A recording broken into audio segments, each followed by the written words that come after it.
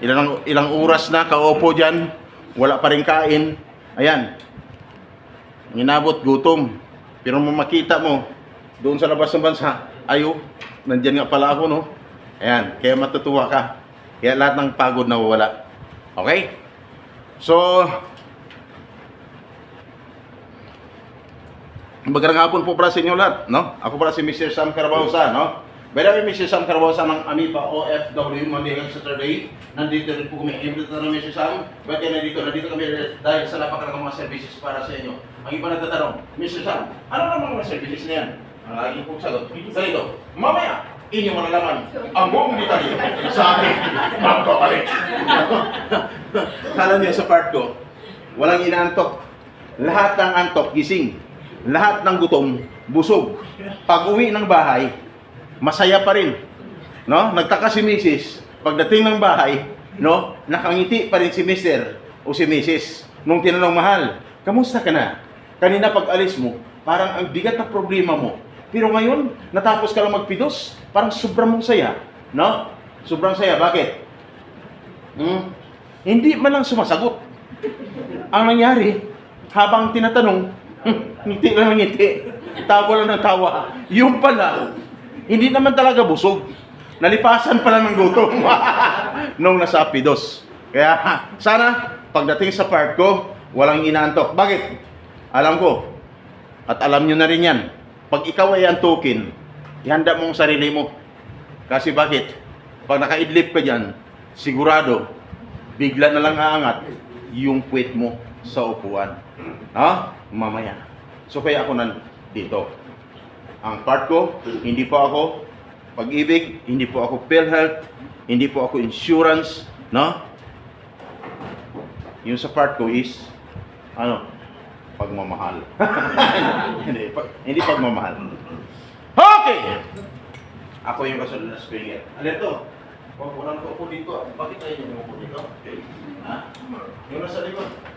Kasi mamaya, after po mag-talk, bigay ng certificate. Ako rin po magbigay ng certificate. No?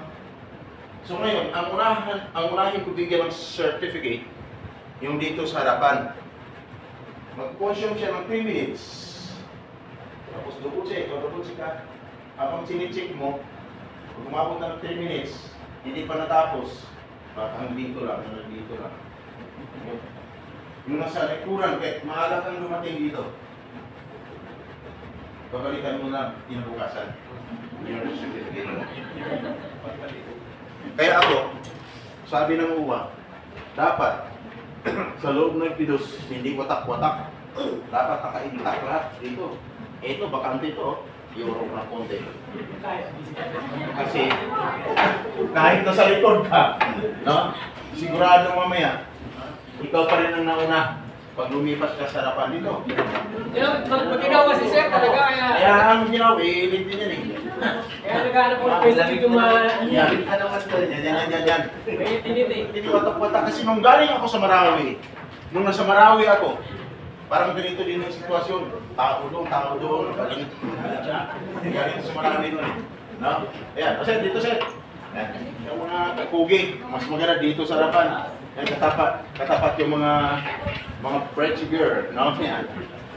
Nasa lubong ko to si Ma'am Helena, no? Mabuti ma'am, hindi ka naligaw, dito ka talaga pumunta, no? Swerte mo ma'am, kasi nandito ako. Okay. Nakita ko. Ano YouTube ba yan? Ha? Ano tayo ganyan? Mayroon. Sir. Subscribe natin o nga para makita nyo. Okay, gusto niyo mapanood mamaya? Okay.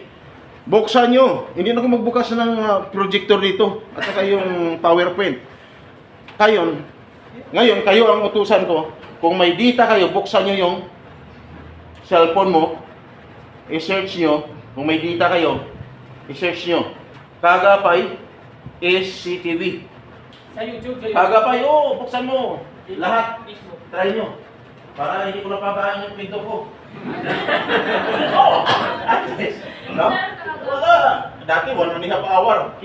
Ngayon, saglit lang. Okay. Kagapay, space, tapos ECTV. Wow.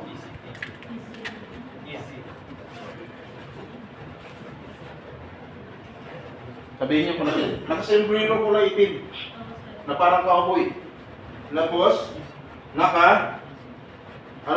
salamin kulay itim. Parang rapper. PCTV. Ito po. Ano? Yan! Kung sino po pinakamalapit sa akin, mapasa kanya to. Ayan.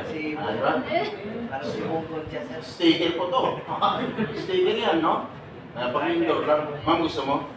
Ha? Gusto mo? Naunahan. Idikit mo yan sa ano mo para remembrance mo sa akin. Okay. Pag nakita ninyo, nandyan lahat. Nakita nyo? Eh, sir, ano? Wala kayong ibang gagawin. Simple lang. Subscribe nyo.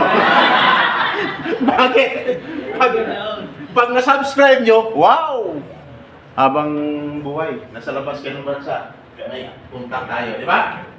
Punta tayo. At pag binuksan mo yan, at pag hinanap mo yung pizza, this is shit, Pizza J's.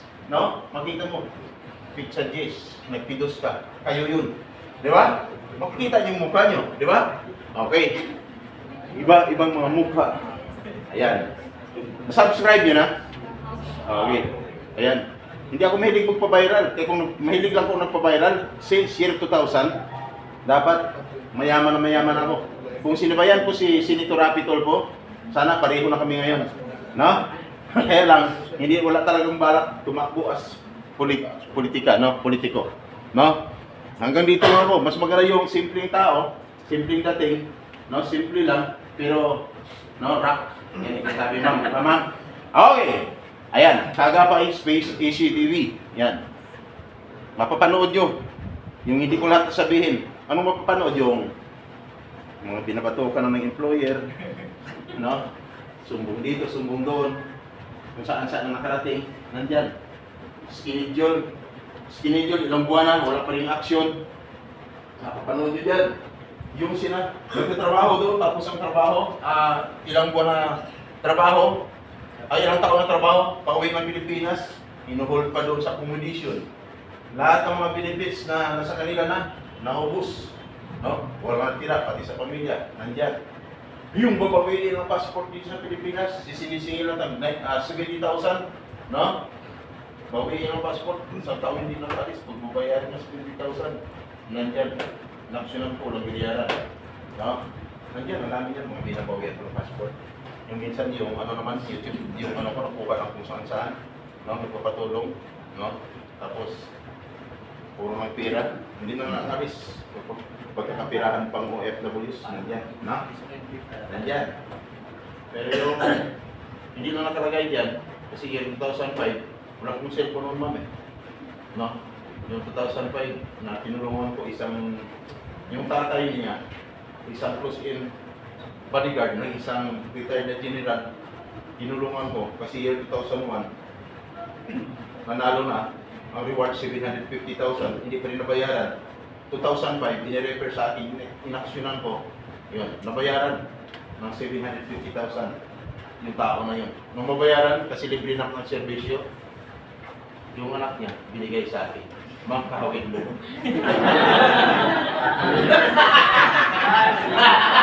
Gawin mo. Yung boss ng tatay niya, retired na general, yung asawa ng retired na general, kilalang senadora, matalino at matapang. Kaya nung inakyat ko, unang Congress, NLRC, yung pangatlong inakyat ko, kasi bigatin Senate. Sino? Isang senadora, matalino at matapang. Wala iba. Si Dali, ambassador, Dali, senator, Miriam Santiago Defensor. Kaya nung bayaran yung tatay niya, binigay siya ng tatay niya sa akin, yung anak ng mga. Ayos ba? Okay. Kaya ako nandito kasi in case of emergency. Hindi ko na pabain ang kwento, no? Pero yung pinito ko, wala dyan ngayon kasi wala pang cellphone nun, no? Wala pang cellphone nun. Wala pa pala. Pero Akala ko latest. wala dyan. So kaya ako nandito. Magtatanong lang, sino mga ex-abroad? Taas yung mga kamay. Ex-abroad. Thank you. Kunti lang, no? Hindi, 6 lang. First timers, taas yung mga kamay. Thank you din po. Yung hindi tumaas ang mga kamay. Ano po kayo? Sabi ni ko, hindi ka recruiter. Okay! Sabi, bakit ka nagtatanong? Gusto ko lang malaman. Sinong ex-abroad na umabot na ng 20 years sa labas sa bansa? 20 years. Meron? Wala? 15 years. Meron? 10 years. Meron? Wala din? 8 years. Meron? Sino? 8 years sa labas ng bansa. Man, nung magbidos ka nun, no? Saan ka nagbidos? Dito ba o hindi? Hindi. Saan ka dati nagbidos? Hindi mo na maalala. Nung magbidos ka doon, nakita mo ba ako doon sa pinagbidusan mo? Hindi. Hindi. Tama. Kasi wala naman talaga ako doon. Hindi mo ako nakita doon. Kasi wala ako doon. Ngayon nakita mo ako. Kasi nandito ka ngayon. Tama, ma'am? Okay, ma'am. Magtatanong lang. Ex-abroad. Ang tanong, masarap buhay OFW o hindi? First timers. Ex-abroad. Isigaw niyo ulit. Ang sagot niyo. Ex-abroad. Masarap buhay OFW o hindi? First timers. Narinig niyo? Ang sagot ng mga ex-abroad kadalasan, hindi. Hindi. Sabi ng mga first timers dyan, ha? Tapos minsan, may sinisiko pa. Yung katabi, siniko na agad. Hindi pa naman sa partner. Partner, tuloy ka pa ba? Kasi bakit? Hindi pala masarap. Normal lang yun. Bakit hindi masarap? Ma'am, naranasan mo ba dati, nung first timer ka pa lang, yung buhay na hindi masarap, sobrang hirap, sobrang sakit? Naranasan mo ba nun? Yes, naranasan ni ma'am. Ma'am, ikaw, naranasan mo na bang buhay na sobrang hirap at sobrang sakit? Naranasan mo na ba, ma'am? Naranasan mo na rin. Naranasan mo na rin, ate. Talaga, si ma'am, ikaw naranasan mo na, ma'am? Hindi pa. Hindi pa. Ang tanong, ma'am, gusto mo maranasan? May sinabi ba akong masama? Di ba wala naman? Itong si tawa ng tao parang nag-isip ng masama eh. Bakit? Wala. Pero may sinabi ba akong masama? Wala naman sir. Nagtatanong mo naman. Sobrang hirap, sobrang sakit. Nung unang pag-alis ni ma'am, naramdaman niya na agad yung sobrang hirap, sobrang sakit. Pag unang layo pa lang sa pamilya mo, malungkot ka na. Lalo naman sa airport ka na, hinati ka. Ma'am, may naghatid sa'yo naman. Para ko wala. Pagdating mo ng airport, airport. Doon na. Umpisa mo nang maramdaman. First timers, doon yun na. Umpisang maramdaman yung sobrang lungkot, hirap. Lalo na doon kayong dumidistansya doon sa mahal mo sa buhay. Hanggang pagpasok doon na doon sa counter, no? Hanggang nasa loob na kayo ng, sa loob na kayo ng aeroplano. Pumasok na kayo hanggang sa unti ng lumipad yung aeroplano, no? Tapos gusto mo nga siyang yakapin, hindi mo na may yakap, kaya ang gagawin nyo, babay na lang babay. Di ba? Tapos nung ang plane nakita mo, talagang nandoon na siya. Pero gano'n na lang kayo, video pa. Remembrance kuno.